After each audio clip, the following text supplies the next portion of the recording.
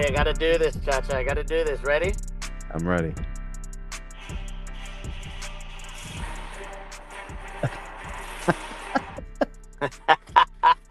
You already know where. You already know why, dog.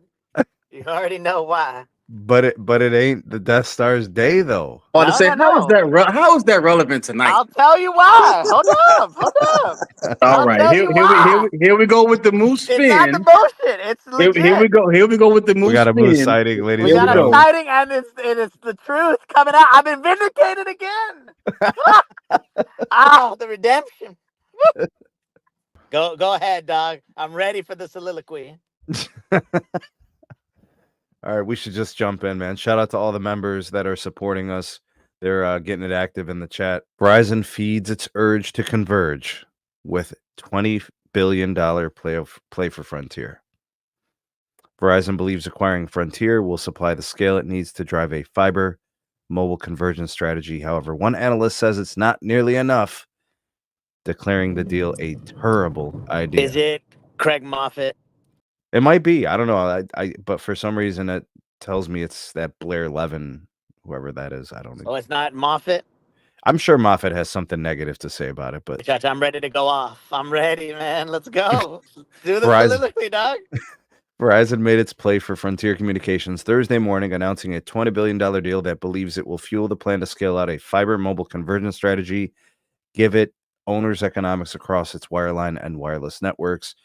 The deal will expand Verizon's fiber footprint, enable it to bundle fiber, fixed wireless access, and mobile service across a broader area and create financial synergies.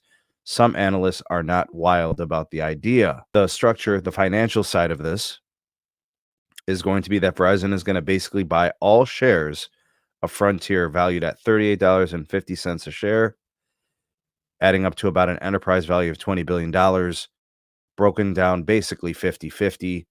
$10 billion in debt, $10 billion in cash. Verizon expects to refinance the debt, inheriting the company's net operating losses, and for the deal to be accretive to revenue and adjusted EBITDA growth rates upon closing. The Verizon and Frontier boards have unanimously approved the proposed transaction. All indications are that this deal is going to take about 18 months to close. At that point in time, we'll probably have a better understanding of how the transition process will go.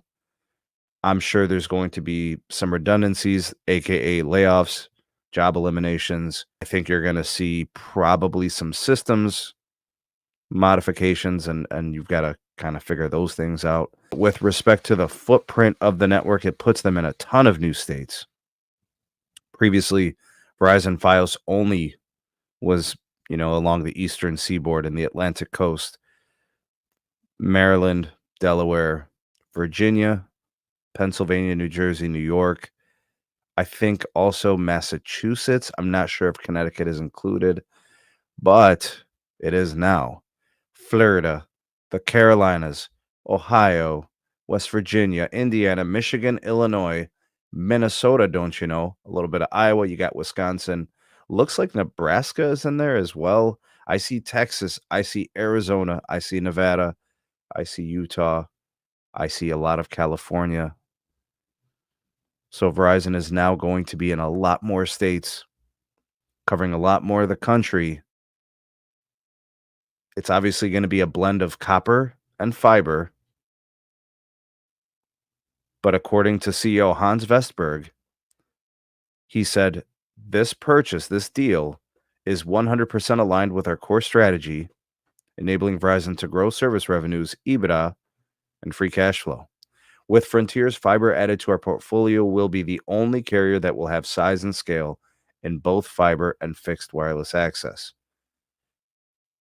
The combined company will have about 25 million fiber locations and an FWA reach of roughly 60 million households. Frontier is in the process of upgrading their network to fiber, reaching 7.2 million locations, on pace to hit 10 million by the end of 2026.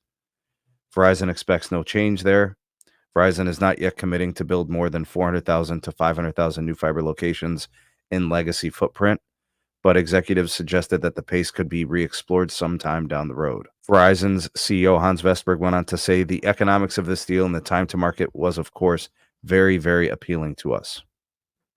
We're happy with these Frontier assets. Sampath, the EVP and CEO of Verizon Consumer Group, noted that where Verizon has Fios today, wireless share is 400 to 500 basis points higher when compared to where Fios is not present. He also reiterated that Verizon sees a 50% reduction in mobile churn where it can bundle with fiber, 40% reduction in fiber churn when it's combined with mobile. They want to extend the reach of my plan. The process for us is to bring Frontier into the Verizon flywheel, according to Sampath. According to some analysts, Cable Craig specifically, shout out to Moose, it's a terrible idea. For Verizon, this would be a bold step in the direction of convergence, which is, in our view, an absolutely atrocious idea. His primary issue is that the Verizon current fiber footprint is small, about 9% of the U.S., and the addition of Frontier, which is 3.5%, won't cause a material change. There is simply no path forward for Verizon to cobble together a meaningful wireline coverage map and a national wireless network basing its strategy on convergence with wireline fiber that is available to just a small fraction of American homes with no conceivable path to broad coverage is an awful strategy. I'm good on the Moffett stuff. You guys know how I feel about Cable Craig. I'm sorry, Sneed. I don't mean to interrupt. I apologize. Yeah. Who said all that? Which one? Which analyst was that? That was Cable Craig, the negative Nancy. Yeah. There we go. But he's a T-Mobile guy. And what they got, like a 0.1% fiber? Never mind. Go ahead. Well, not exactly. Cable Craig's the type of dude that's like, so he's Cable Craig, right? But what it's really about, he says T-Mobile is the best on a bad block. That's his stance, is they're all bad, but T-Mobile's the lesser bad. But that doesn't even begin to make sense. Who is this guy? SMT Nation, it is time for me to introduce to you Aura. Give you guys an incredible suite of cybersecurity protections to keep everything that you do online safe, keeping you safe from identity theft, scams, online threats, including protections for your entire family. They offer pretty much a worry-free trial period. Obviously, the pricing is very competitive, starting at $12 per month. They've got one simple and easy app for you to use. They've got incredible features, $1 million in coverage, 24/7 expert fraud support, transparent pricing, the money-back guarantee at 60 days with a free trial, no strings attached. So with the odds of falling victim to an online crime being 1 in 4, this would change everything. Really should check them out. The financial fraud protection is worth its weight in gold. Help keep your kids protected within boundaries that you set forth for them. Proven to be the fastest, most reliable fraud alert system. And it's as simple as choosing your plan, simply setting up how you're enrolled, and then getting notified for all the things that it's monitoring. Start your free trial now. Use our link. It's down in the description, and it's also here on the screen, aura.com/Sneed. You guys can click the URL. It's hyperlinked down in the description. And again, it's up here on the screen, aura.com/Sneed. Protect yourself from all the digital threats that's out there in the world.